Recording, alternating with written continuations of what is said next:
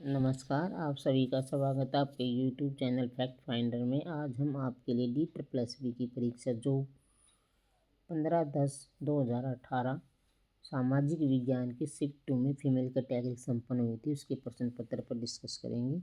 इसके 1 से 55 तक हम क्वेश्चन पर डिस्कशन कर चुके हैं। आज 56 से 70 तक के क्वेश्चन पर डिस्कस करेंगे।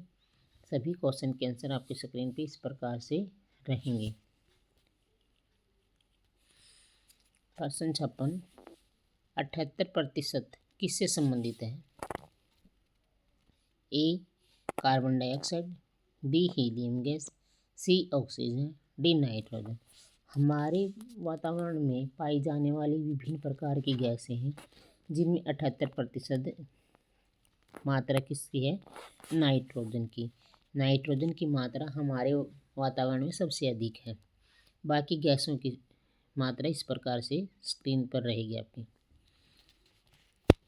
वायुमंडल विभिन्न गैसों का मिश्रण है। गैसों के अतिरिक्त वायुमंडल में जल, वाष्प तथा धूल कण भी उपस्थित होते हैं।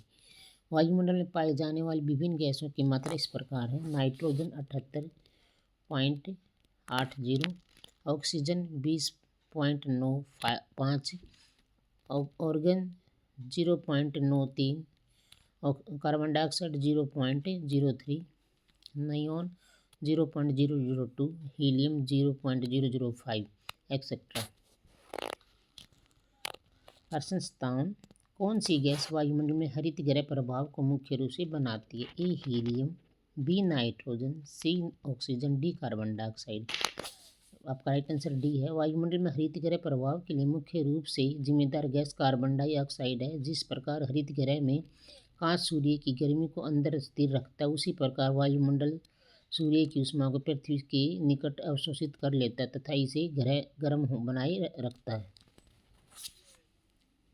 58, इनमें से कौन सा महत्वपूर्ण कारक है जो तापमान के वितरण को प्रभावित करता है? ए अलगाव, बी आत्पन, सी मिश्रण, डी लू। आपका राइट आंसर बी है। आत्पन आइसोलेशन सबसे महत्वपूर्ण कारक है जो पृथ्वी तापमान के मिश्रण को प्रभावित करता है।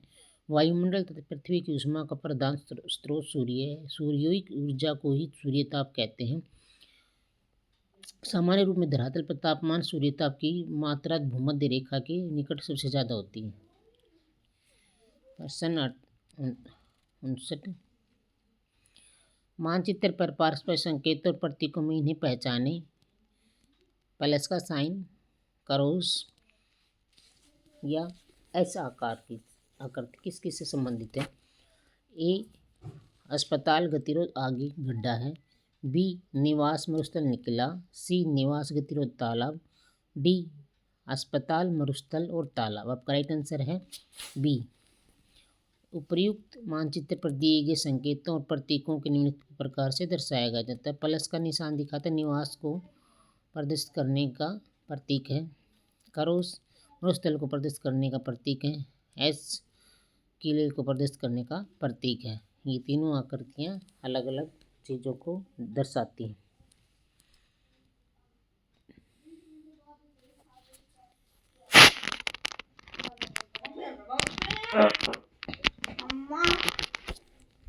प्रश्न 60, इन रेखा द्वारा बनाई गई भौतिक फीचर की पहचान करें। ए शंक्वाकार पहाड़ी, बी यूट आकार की घाटी, सी पर्वत स्कंद, डी पठार। आपका राइट आंसर रहेगा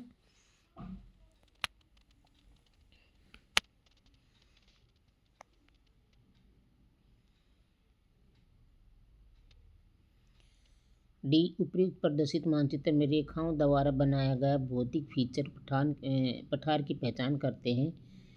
समीपवर्ती क्षेत्र से ऊंचा उठा हुआ यह वह भूभाग जिसका शिखर क्षेत्र लगभग समतल हो पठार कहलाता है। पठार की समुद्र तल से ऊंचाई केवल कुछ 100 मीटर से 5000 मीटर तिब्बत का पठार तक हो सकती है। समोच्च रेखाओं के द्वारा पठार दिखाने के लिए किनारों की ओर समोच्च रेखाएं आसपास बनाई जाती हैं। 61, समवाष्पोत्सर्जन का बिंदु है। दो बिंदुओं के बीच की दूरी सेंटीमीटर में बटे में लिए गए बिंदुओं के दो समान मानों के बीच अंतर बराबर है अंतराल या मध्यांतर। ए मध्यस्तर, बी कोना, सी मध्यांतर, डी केंद्र। आपका राइट आंसर है सी। उपयुक्त दिए गए सूत्र में मध्यांतर आपका राइट आंसर है। 62 निम्न में से कौन सा आबादी के दशक के विकास के प्रतिनिधित्व के लिए सबसे उपयुक्त है? ए पाई रेखा, बी वर्त रेखा, सी पंक्ति ग्राफ, डी प्रवाह रेखा आरेख।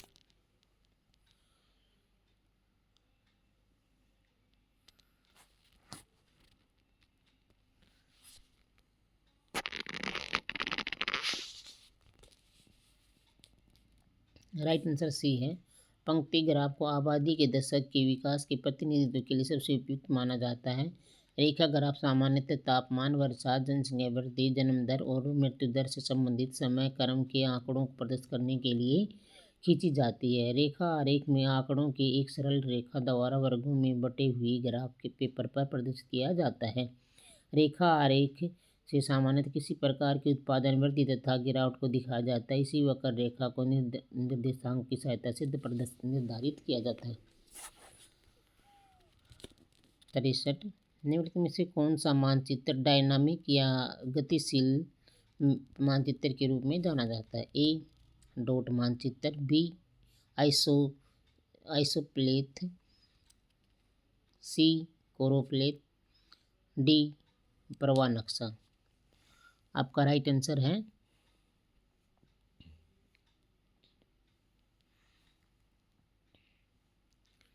डी प्रवाह नक्शा को डायनामिक मैप या गतिशील मानचित्र के रूप में जाना जाता है। प्रवाह नक्शा आलेख और मानचित्र का मिश्रण है। इन्हें उत्पत्ति और उद्देश्य के स्थानों के बीच वस्तुओं तथा अथवा लोगों के प्रवाह को दिखाने के लिए खींचा जाता है।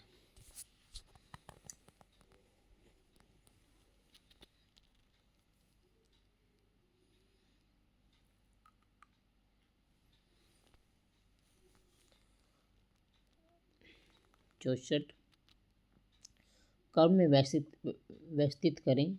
ए है द्वितीय उपभोक्ता, प्राथमिक उपभोक्ता, तृतीयक उपभोक्ता, बी तृतीयक उपभोक्ता, प्राथमिक उपभोक्ता, द्वितीयक उपभोक्ता या विनिर्माता, सी द्वितीयक उपभोक्ता, तृतीयक उपभोक्ता, प्राथमिक उपभोक्ता, विनिर्माता, डी तृतीय उपभोक्ता, द्वितीय उपभोक्ता, प्राथमिक उपभोक्ता और विनिर्माता। राइट आंसर आपका है डी। सही व्यवस्थित क्रम इस प्रकार है। तृतीय उपभोक्ता में है मनुष्य या सेब, द्वितीय उपभोक्ता में है पक्षी, मछलियाँ, भेड़िए, प्राथमिक में है जल वक, टिड्डा, गाय और उत्पादक हैं घास, वृक्ष और पादप। आपका राइट आंसर है डी। 65 एक पर्यावरण प्रणाली में ऊर्जा का प्रवाह नीचे दिया गया है। रिक्त क्वेश्चन मार्क की पहचान करें। क्या आएगा यहाँ पे आंसर? ए सूरज की रोशनी, बी प्राथमिक उपभोक्ता, सी द्वितीयक उपभोक्ता, डी तृतीयक उपभोक्ता।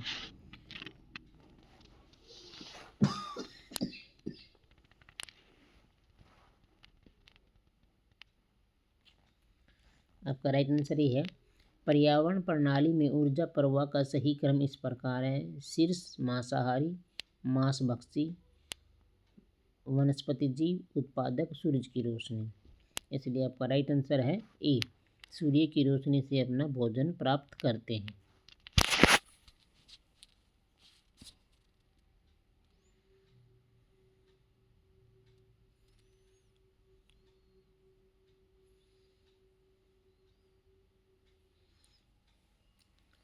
किसी भी दो राज्यों का उल्लेख करें जहां लाल और पीली मिट्टी उपलब्ध है। ए उत्तर प्रदेश और बिहार, बी जम्मू कश्मीर और हिमाचल, सी गुजरात और राजस्थान, डी उड़ीसा और छत्तीसगढ़।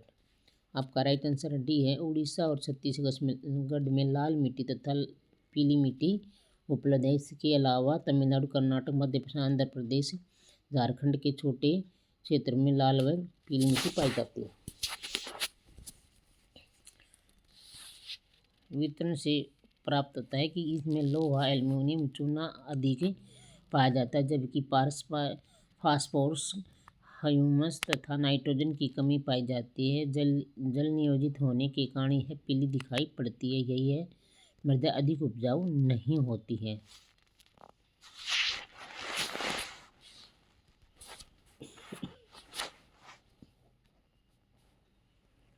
67 निम्नलिखित में से किस कारण से भारत के सिंचित क्षेत्रों में अरबी भूमि जो लवणीय है? पहचान करें। ए उर्वरकों का उपयोग, बी अधिक सिंचाई, सी अतिरिक्त जिप्सम, डी अधिक परचराई। राइट आंसर बी आपका। भारत की कृषि योग्य भूमि अधिक सिंचाई के कारण लवणीय होती जा रही है। अत्यधिक सिंचाई वाले शुष्क जलवायु में कोशिका क्रिया होती है। 68 खादर और बांगर के बीच क्या अंतर है? ए खादर पुरानी जलीय मिट्टी है और बांगर नई जलीय मिट्टी है। बी खादर एक उपजाऊ मिट्टी है और बांगर पुरानी जलीय मिट्टी है। सी खादर उत्तरी भारत के बड़े हिस्सों में उपलब्ध और बांगर दक्षिण भारत में उपलब्ध है। खादर उपजाऊ नहीं है और बांगर उपजाऊ मिट्टी है। आपका राइट आंसर रहेगा गंगा के ऊपरी और मध्यवर्ती मैदान में खादर और बांगर नाम की दो विभिन्न मृदाएं विकसित हुई हैं। खादर मृदा प्रतिवर्ष बाढ़ों के द्वारा निक्षेपित होने वाला नया जलोढ़ है, जो महीने गाद होने के कारण मृदा की उर्वरता बढ़ा देता है, अर्थात खादर एक उपजाऊ मृदा है। बांगर पुराना जलोढ़ होता है जिसका जमाव बाढ़ग्रस्त मैदान से दूर होता है। खादर तथा बांगर दोनों ही उपजाऊ मिट्टी हैं। 69 नीचे दिए गए विकल्प से कारण की पहचान करें। ए पश्चिमी घाटों की पश्चिमी ढलानों व घने जंगलों से ढकी हुई, जबकि पूर्वी ढलानें नहीं हैं। आपका राइट आंसर क्या है? पूर्वी घाटों की तुलना में पश्चिमी घाटों में नदियों की संख्या अधिक है। बी पश्चिमी घाटों की तुलना में पूर्वी घाट ढलानों की संख्या कम है। राइट आंसर आपका सी है। पश्चिमी घाटों की पश्चिमी ढलानें घने जंगलों से ढकी हुई हैं, जबकि पूर्वी ढलानें नहीं, क्योंकि पूर्वी ढलानों की तुलना में पश्चिमी ढलानों में अधिक वर्षा होती है। पश्चिम घाट की पश्चिमी ढलानें दक्षिण पश्चिमी मानसून से अत्यधिक वर्षा प्राप्त करती हैं, जबकि पूर्वी ढलानें वृष्टि छाया क्षेत्र के अंतर्गत आती हैं, अर्थात वहाँ वर्षा बहुत कम प्राप्त होती है। पश्चिमी घाट में सदाबहार वन पाए जाते हैं, जिन्हें सोलाप्स वन भी कहते हैं।